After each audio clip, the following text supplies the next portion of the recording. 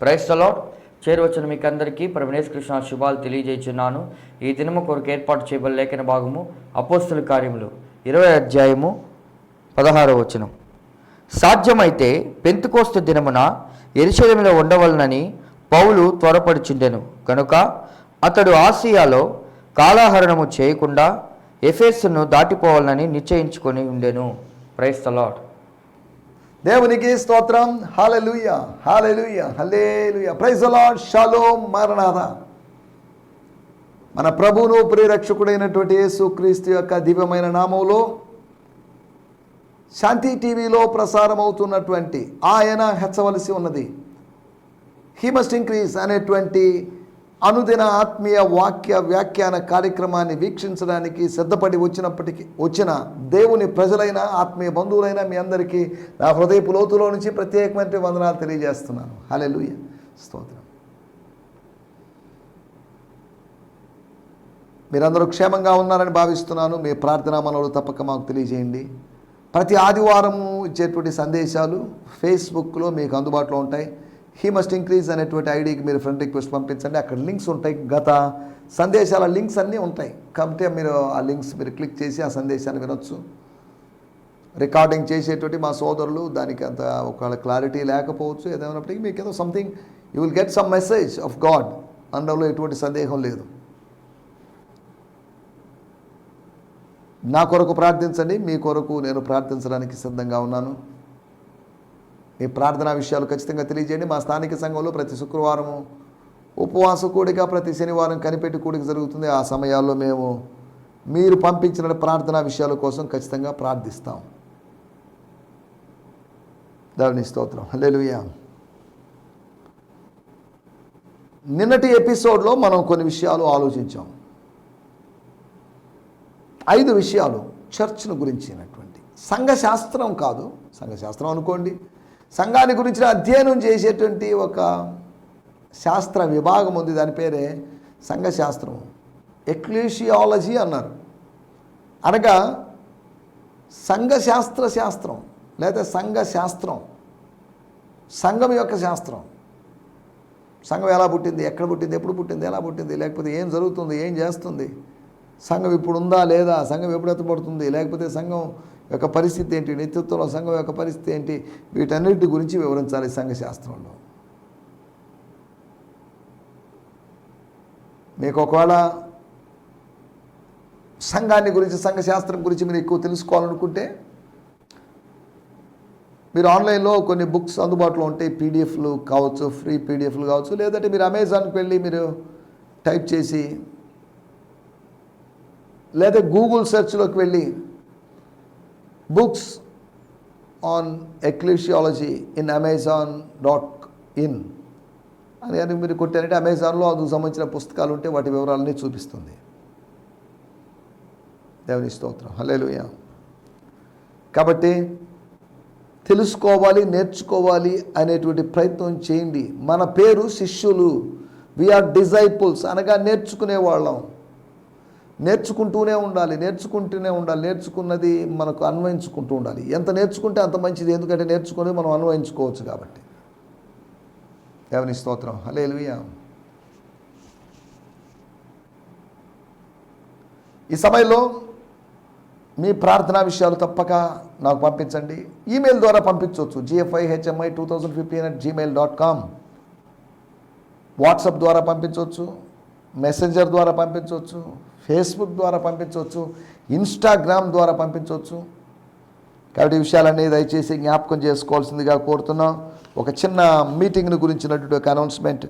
ఉచివ కూడిక జూన్ 29 శనివారము సాయంత్రము 6:30 గంటలకి, అనగా ఇంచుమించు ఒక 2 వారాల తర్వాత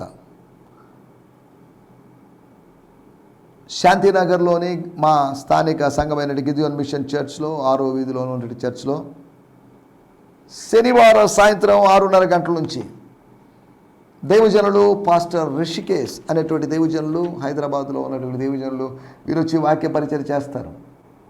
ఉజీవ కూడికి మమ్మల్ని ప్రేమపూర్వకంగా ఆహ్వానిస్తున్నాం. ఆ మందిరంలో స్థలం లేదు కనుక ఎక్కువ మందిని మనం ఎక్స్పెక్ట్ చేయడం లేదు, కొద్దిమందిని ఎక్స్పెక్ట్ చేస్తున్నాం. వచ్చి దేవుని మాటలు విని ఆత్మీయంగా బలపడాల్సిందిగా మిమ్మల్ని ప్రేమపూర్వకంగా కోరుతున్నాం.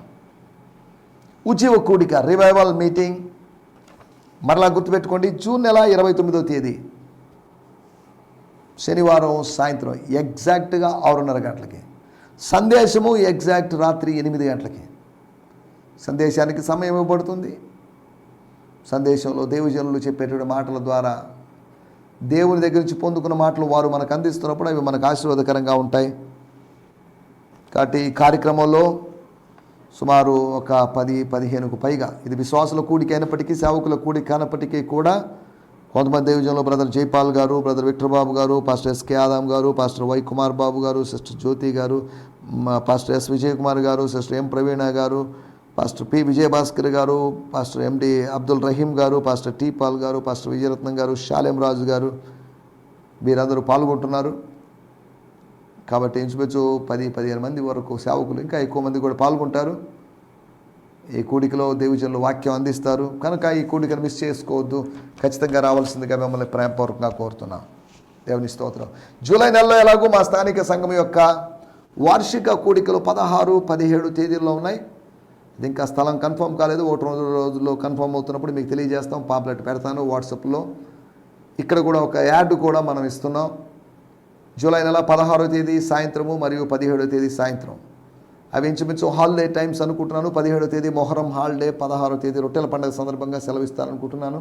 కాబట్టి 2 రోజులు ఆర్కెస్ట్రా ఉంటుంది, చక్కటి పాటలు, చక్కటి సంగీతం, చక్కటి సందేశం.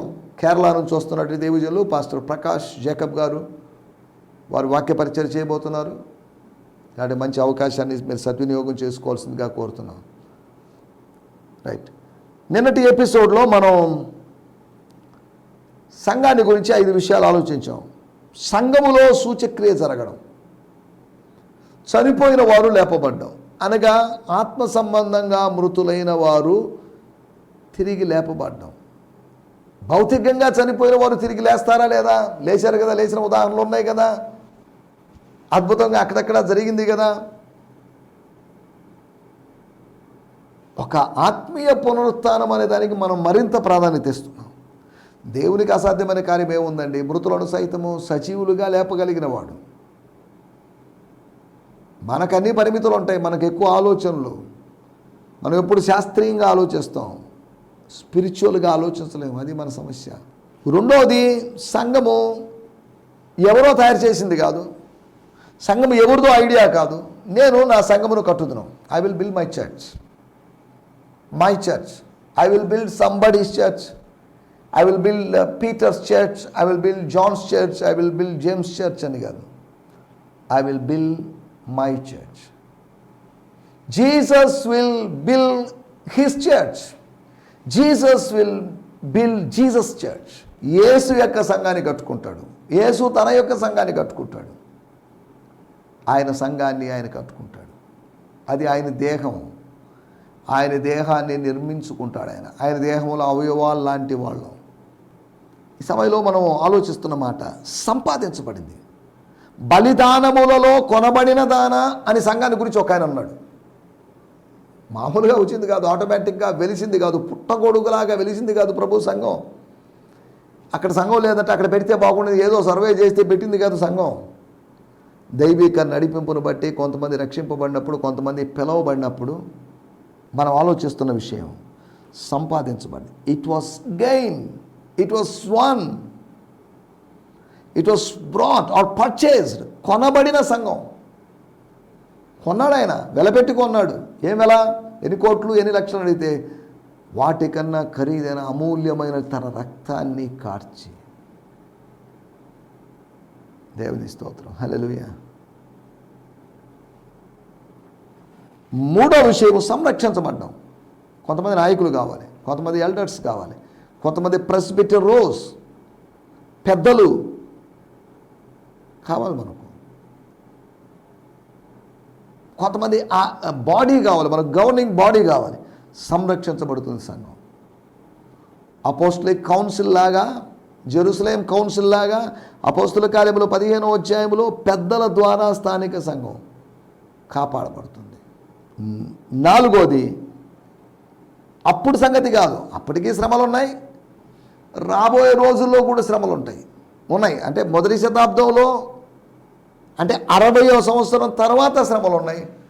తర్వాత 2వ శతాబ్దంలో, 3వ శతాబ్దంలో, 4వ శతాబ్దంలో ఇలా ఇప్పటి వరకు 20 శతాబ్దాల వరకు శ్రమలు ఉంటాను. 21వ శతాబ్దంలో కూడా శ్రమలు ఉన్నాయి. సంఘము శ్రమల గుండా వెళుతుంది అంటున్నప్పుడు మళ్ళీ మీరు ఎత్తబడ్డం అనేది లేదా అని జస్ట్ ఈ టైప్లో ఆలోచించొద్దు. సంఘము శ్రమల గుండా వెళుతుంది అని పౌలు చెప్పాడు. అనగా ప్రకటన గ్రంథంలో శ్రమలను ఉద్దేశించి కాదు, దుర్బోధకుల వల్ల శ్రమ పడుతుంది. కనికరించబడకుండా చీల్చునట్టి క్రూరమైనట్టు తోడేలు లాంటి వాళ్ళు వచ్చినప్పుడు సంఘానికి నష్టమేగా, కష్టమేగా. క్రూరమైన తోడేలు లాంటి బెన్యామీను గోత్రానికి సంబంధించినటువంటి సౌలు అనేటువంటి వ్యక్తి, బెన్యామీను చీల్చునట్టి తోడేలు, అతను సంఘాన్ని చీల్చాడు, సంఘాన్ని ముక్కలు చేశాడు, పాడు చేశాడు. కానీ తాను పాడు చేసిన తన సంఘాన్ని తాను కట్టుకున్నాడు. తన పశ్చాత్తాపం వచ్చింది, తాను రియలైజ్ అయ్యాడు, నేను చేసింది చాలా తప్పు, అలా చేయకుండా ఉండాల్సింది.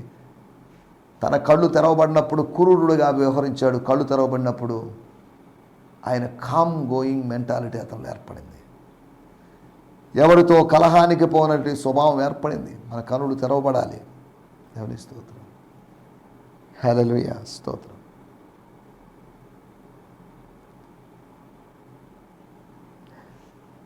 ఐదో విషయం, సరేనండి సంఘం యొక్క పరిస్థితి ఇంతేనా, అది పుట్టింది, దాంట్లో అద్భుతాలు జరుగుతున్నాయి, ఇది సంరక్షించబడుతుంది, అది శ్రమ పడుతుంది, అంతేనా? That's all?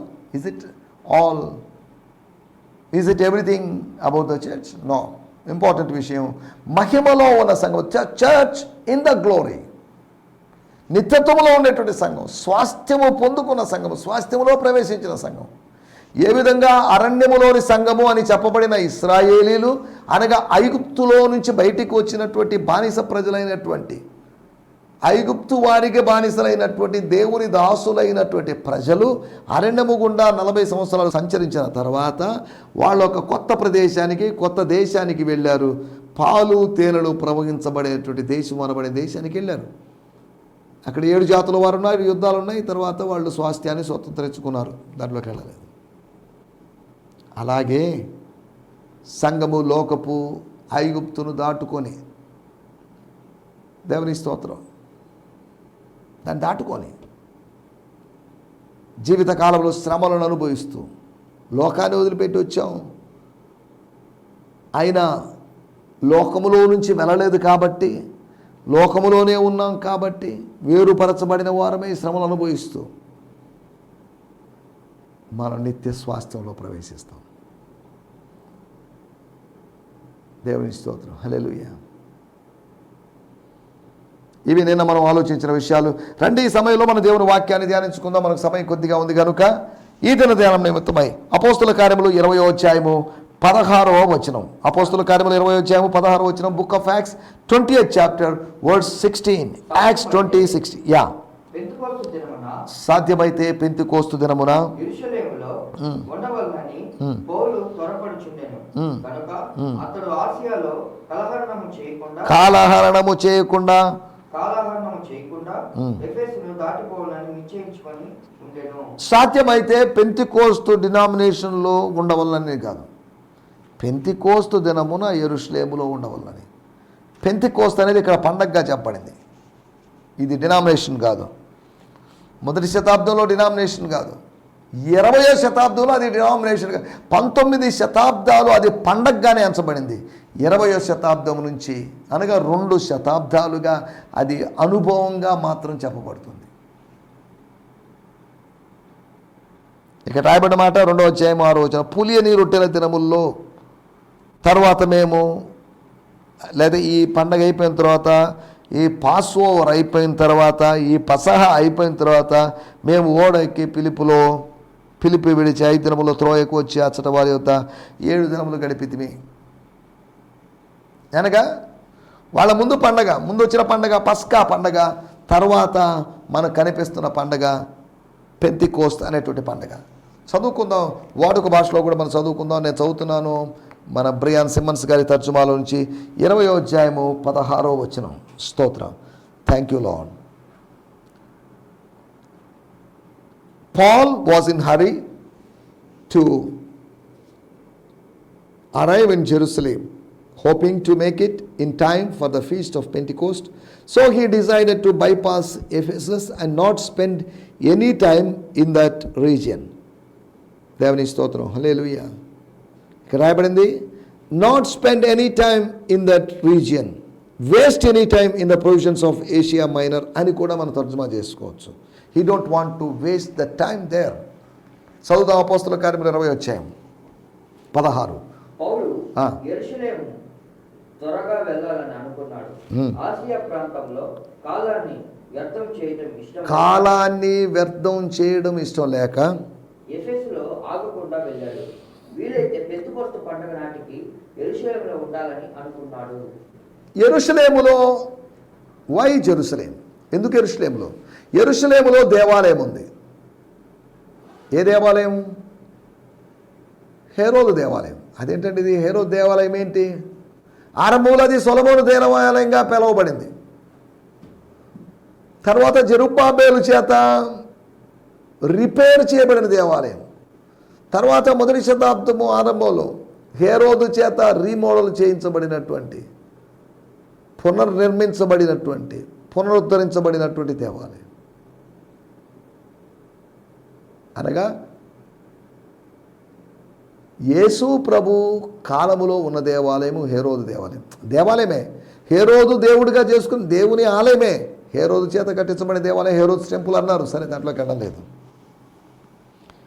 యెరూషలేములో దేవాలయం ఉంది. అపోస్తలుల కార్యములు 2వ అధ్యాయంలో జరిగినట్లుగా పెంతెకొస్తు దినమున వేరు ప్రాంతాల్లోంచి ప్రజలు వస్తారు. అప్పుడు వాళ్ళ మధ్యలోకి వెళ్ళి గాస్పల్ ప్రీచ్ చేసే అవకాశం ఉంది. ఆపర్చునిటీస్ కోసం కాసుకొని కూర్చున్నాడు. తెరవబడిన ద్వారాల కోసం ఎదురు చూస్తున్నాడు. Was waiting for the open doors. దేవుని సేవకుడు ఎప్పుడు తెరవబడే ద్వారాల కోసం ద్వారాలు తెరవబడతాయి. మన ముందు అనేకమైన ద్వారాలు మూయబడి ఉన్నాయి. తెరవబడడం కోసం వెయిట్ చేయాలి. దేవుని స్తోత్రం, హల్లెలూయా. సమయంలో మనం ఆలోచిస్తున్నట్టు విషయాలు సాధ్యమైతే, if it is possible, if it is Lord's will, if it is God's will, సాధ్యమైతే పెంతెకొస్తు దినమున యెరూషలేములో ఉండవాలని పౌలు త్వరపడుచుండెను కనుక అతడు ఏషియా మైనర్లో కాలహరణము చేయకుండా ఎఫెసును దాటిపోవాలి. ఎఫెసులో ఇప్పటికే చాలా సంవత్సరాలు, 200 సంవత్సరం పైన గడిపాను, ఇక వద్దు, let's go to somewhere, let's go to Jerusalem. అక్కడ నుంచి వేరు ప్రదేశాలు మారొచ్చాడు. ఎఫెసు నుంచి వచ్చాడు, గ్రీసునకు వచ్చాడు, సిరియాకు వెళ్ళాలనుకున్నాడు, మాసిదోనియాకి తిరిగి వచ్చాడు. తర్వాత అక్కడ నుంచి అస్సు అనేటువంటి ప్రదేశానికి వచ్చాడు, మిథులే అనే ప్రదేశానికి వచ్చాడు, క్లియోసు అనేటువంటి, సమోసు, మిలేతు అనేటువంటి ప్రదేశాలు, ఇన్ని ప్రదేశాల గుండా వచ్చి ఫైనల్గా let me go to Jerusalem. నూతన యెరూషలేం అని కాదు, అక్షరార్థమైనట్టు దాస్యములో ఉన్నటువంటి కిందున్న యెరూషలేం, హోలీ సిటీ అని చెప్పబడుతున్నటువంటి unholy city, so called holy city, స్వతంత్రంగా లేనటువంటి హోలీ సిటీ. దేవుని స్తోత్రం. అక్కడికి వెళ్ళాలనుకున్నాడు. దేవుడు ఆయన హృదయ వాంఛన తీర్చాడో లేదో అని మనం అర్థం చేసుకుంటే ఒక మాట మనం అర్థం చేసుకోవచ్చు. 22వ అధ్యాయం అపోస్తలుల కార్యములు 22వ అధ్యాయం 17వ వచనం. అంతటా నేను యెరూషలేమునకు తిరిగి వచ్చి దేవాలయంలో ప్రార్థన చేయుచుండగా పరవశుడనై ప్రభువును చూచితిని. పెంతెకొస్తు తర్వాతో లేదా పెంతెకొస్తు ముందో ఎప్పుడో మరి అక్కడికి వచ్చేసాడు. ప్రభువును చూశాడు. పెంతెకొస్తు ఆచరించే వాళ్ళందరూ ప్రభువును చూడనప్పటికీ కూడా యెరూషలేముకు వెళ్ళి తన 3rd మిషనరీ జర్నీ ముగిద్దాం, ఇంచుమించు 3 సంవత్సరాల పైన అయిపోయింది, ఇక చాలు, నా వల్ల కాదు, 4th మిషనరీ జర్నీకి ఓపిక లేదు, this is enough, I'm getting old అని భావించినటువంటి పౌలు. సరే, దేవుని స్తోత్రం, హల్లెలూయా. ఇక్కడ పాయింట్, మన టైటిల్ చూడండి, సమయ సద్వినియోగం. కాలహరణం కాకుండా చూసుకోవడం సమయ సద్వినియోగం. చాలామంది టైం వేస్ట్ చేసుకుంటున్నారు. ఇతరులను విమర్శిస్తూ టైం వేస్ట్ చేస్తున్నారు, ఇతరుల గురించి ఆలోచిస్తూ టైం వేస్ట్ చేస్తున్నారు, ఇతరుల గురించి చెడు ప్రచారాలు చేస్తూ టైం వేస్ట్ చేస్తున్నారు. Don't waste your time by all these things. యేసుని గురించి బోధిస్తూ సమయాన్ని వెచ్చించండి, దానివల్ల ప్రయోజనం ఉంది. ఇతరుల గురించి ప్రచారం చేయడంలో ఎటువంటి ప్రయోజనం లేదు. క్రీస్తును ప్రచురించండి, దానివల్ల ప్రతిఫలం ఉంటుంది. అది విత్తనం లాంటి దాన్ని మీరు కోసుకుంటారు, విస్తారంగా కోసుకుంటారు. దేవుని స్తోత్రం, హల్లెలూయా. సమయం యొక్క విలువ మనం తెలుసుకోవాలి. టైమ్ ఈజ్ షార్ట్, క్రోనోస్ ఈజ్ షార్ట్. కైరోస్ అనబడినటువంటి దేవుని సమయం, కురియోస్ యొక్క సమయం, దట్స్ లాంగ్, దట్స్ ఇమ్మెజరబుల్. దానిని కౌంట్ చేయలేం. దేవుని స్తోత్రం, హల్లెలూయా. సమయ సద్వినియోగం నేర్చుకోవాలి, టైం మేనేజ్మెంట్ చేయాలి. చాలా చోట్ల సంఘాల్లో 9 గంటలకు ఆరాధన అంటారు, 9:30 స్టార్ట్ చేస్తారు. ఏదైనా కూడికలు కూడా అంతే. టైం మెయింటెనెన్స్, సమయ సద్వినియోగం. సమయం కొద్దిగా ఉంది, టైం ఈజ్ షార్ట్. అందుకనే సాతానుడు రెచ్చిపోయి రేగిపోయి ఎవరిని మింగుదమని సహోదరుల మీద నిందలు రేపుతూ వాడిదే పనిగా తిరుగుతున్నాడని ప్రకటన గ్రంథంలో రాయబడింది. 4 విషయాలు మీకు జ్ఞాపకం చేయబోతున్నాను. మొట్టమొదటి మాట 20వ అధ్యాయము 7వ వచనం. ఆదివారం మేము రొట్టె విరుచుటకు కూడినప్పుడు పౌలు మరునాడు వెలనై ఉండి వారితో ప్రసంగించు అర్ధరాత్రి వరకు విస్తరించి మాట్లాడుచుండెను. ఒకటి అర్ధరాత్రి వరకు విస్తరించి మాట్లాడాడు. వై? ఆయనకు తెలుసు there is no time. Next time నేను కలుసుకుంటానో లేదో చెప్పలేను. Time is short. రాత్రి సమయాన్ని కూడా వాడుకుందాం, అర్ధరాత్రి సమయాన్ని కూడా వాడుకుందాం, నిద్రను త్యాగం చేద్దాం. Time is short. ఏపీసీలో నా టైం షార్ట్గా ఉంది, కొద్దిగా ఉంది. భూమి మీద మన టైం షార్ట్, కాబట్టి మనం వెళ్ళిపోవాలి. వెళ్ళడానికి ముందుగా miles and miles go before I sleep అని రాబర్ట్ ఫ్రోస్ట్ అనేటువంటి ఆంగ్ల రచయిత చెప్పినట్లుగా, కవి చెప్పినట్లుగా, మన మరణానికి ముందు అనేక పనులు మనం చేయాలి. మరణం ఎప్పుడు వస్తుందో తెలియదు. మరణానికి ముందుగా మనం కొన్ని పనులు చేయాలి. దేవుడు అప్పగించిన పనిని మనం పూర్తి చేయాలి. ఒకటి అర్ధరాత్రి వరకు ప్రసంగిస్తున్నాడు. కారణం ఏంటంటే he know the value of the time. ప్రజలు కూడా దేవుజనుడు వెళ్ళిపోతున్నాడని తాపత్రయంతో వాళ్ళు అర్ధరాత్రి వరకు కూర్చున్నారు. రెండో విషయాన్ని నేను మీకు జ్ఞాపకం చేస్తాను. అపోస్తుల కార్యములు 20వ అధ్యాయము 10-11 వచనాలు. అంతటా పౌలు కిందకి వెళ్ళి అతని మీద పడి కౌగిలించుకొని, మీరు తొందరపడకుడి, అతని ప్రాణమతులు ఉన్నదని వారితో చెప్పాను. ఏ తొందరపడద్దు, కూల్గా ఉండండి, మీటింగ్ జరగనివ్వండి, ప్రార్థన జరగనివ్వండి, రొట్టె విరవడం జరగనివ్వండి. ఇవేం లేకుండా హడావిడి చేస్తారు ఎందుకు? పొరపాట్లు జరిగాయి, ఇది ఎవరు పొరపాటు కాదు, ఆ కుర్రోడు పొరపాటు అనుకోవచ్చు, వదిలేసేయండి అని అన్నట్టుగా ఆత్మీయ పరిచర్యకు భంగం కలిగించకూడదు. The time is short. నిరాటంకంగా నిరభ్యంతరంగా పరిచర్య జరగనివ్వండి. The time is short. సమయం కొద్దిగా ఉంది, కాలము కొంచెముగా ఉన్నది. వస్తానన్నవాడు త్వరగా రాబోతున్నాడు. దేవుని స్తోత్రం, హల్లెలూయా. రెండో విషయం, ఆత్మీయ పరిచర్యకు భంగం కలిగించకుండా ఉండండి. భంగం కలిగిస్తుంటే ఆత్మీయ పరిచర్య జరగకపోతే దానివల్ల అనర్థం మనకు కలుగుతుంది. మూడో విషయం నేను మీకు జ్ఞాపకం చేస్తాను. అపోస్తుల కార్యములు 20వ అధ్యాయం 17వ వచనం. అతడు మిలేతు నుండి ఎఫెసునకు వర్తమానం పంపి సంఘపు పెద్దలను పిలిపించాను. సంఘ పెద్దలు పిలిచాడు. The message, the last message ఇస్తున్నాడు. సంఘ పెద్దలకు ఎందుకు మెసేజ్ ఇస్తున్నాడంటే, పెద్దలు నాయకత్వపు స్థానంలో ఉన్నారు, లీడర్షిప్ పొజిషన్లో ఉన్నారు. వాళ్ళని పట్టుకుంటే వాళ్ళ ద్వారా ఒకేసారి కొంతమంది రీచ్ కావచ్చు. ఎంతమంది పెద్దలో మనకి ఇక్కడ ప్రస్తావించబడలేదు. 5 మందో 10 మందో 7 మందో మనకు తెలియదు.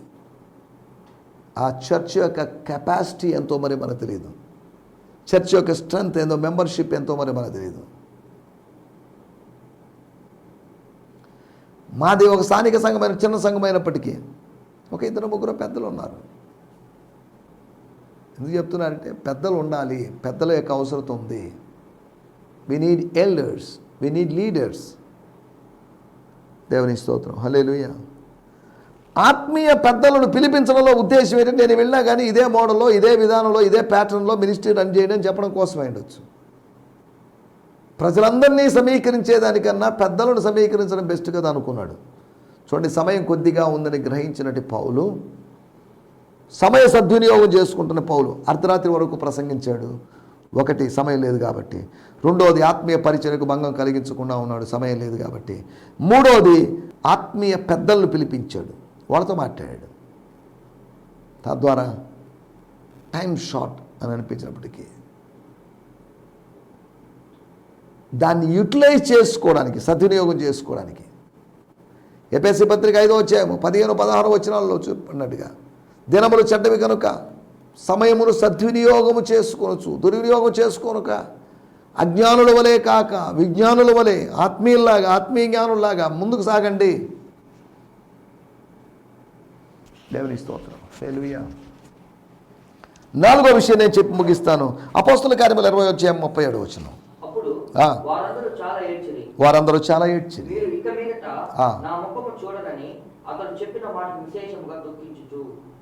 ఇక మీదట మీకు ఒక విషయం చెప్పదలుచుకున్నాను. I want to say one thing, final thing.